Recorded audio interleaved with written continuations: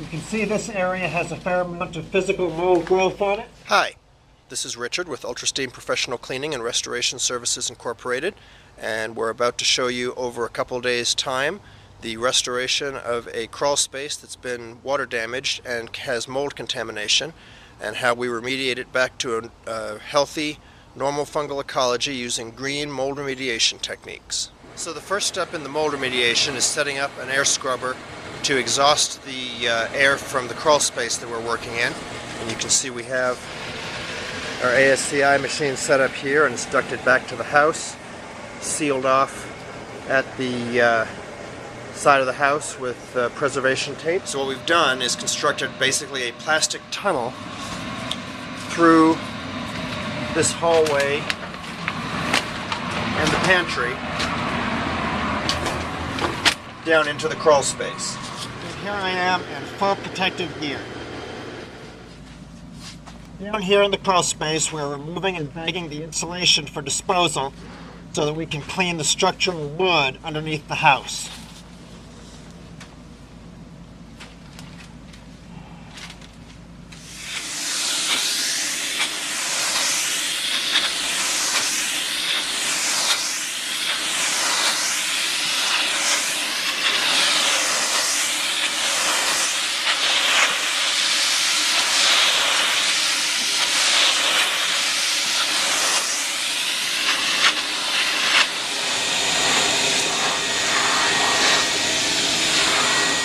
So it's the end of the first day now. We've made good progress down in the crawl space. Got all of the areas of active microbial growth cleaned up off the wood. We're just finishing up vacuuming all of the wood, affected and non-affected, to catch any stray spores that are down there. And it's also critical to make sure that you have the right amount of negative air pressure in the work area, keeping the contaminants from getting into the unaffected area. And we measure that with a magnehelic device, which you can see right here. And we want at least 0.02 inches of water pressure, negative pressure, in that affected area. And in this case we have more, we have about 0.05. Good morning. So we're on our second day of mold remediation in this crawl space, and now we're going to HEPA Vacuum the vapor barrier.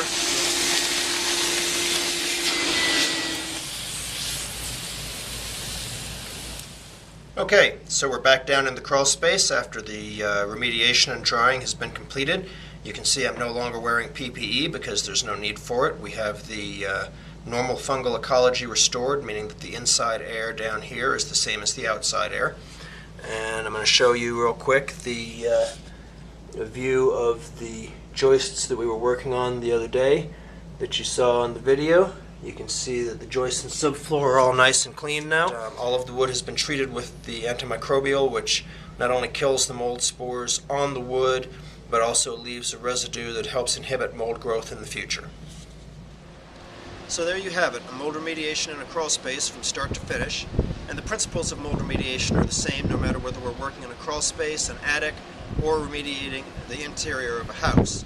You need containment under negative pressure to prevent contaminants from getting into uncontaminated areas, proper PPE, protective gear, for the people that are working on the project, and then to remove the non-salvable materials such as insulation and drywall, bag and seal them properly so that the contaminants can't escape while you're removing them from the area, and then active mold growth removal before you do stain removal processes such as soda blasting. The active growth needs to be removed through HEPA vacuuming and wet cleaning with an EPA-registered antimicrobial. And then you do your stain removal process, whether it's soda blasting, dry ice blasting, or liquid stain removal, such as we were using in this case, and apply an EPA-registered antimicrobial after everything is completely cleaned. So one more thing to remember is that solving the moisture problem that created the mold in the first place is critical. If you have a crawl space that's constantly getting wet, or an attic with a leaky roof, you have to fix the moisture inflow problem either before you start the mold remediation or as part of that process in order to prevent it from getting wet in the future and mold regrowing. Because we can clean the thing completely out, but if it continues to get wet and the materials get saturated again, mold will regrow on the materials at some point in the future. Thank you for your time and kind attention, and if you have mold remediation questions for us, you can call us at 385-8444 here in Durango, or 505-592-0777 in Farmington, and we will be happy to have a look and help you out. Thank you so much, and have a great day.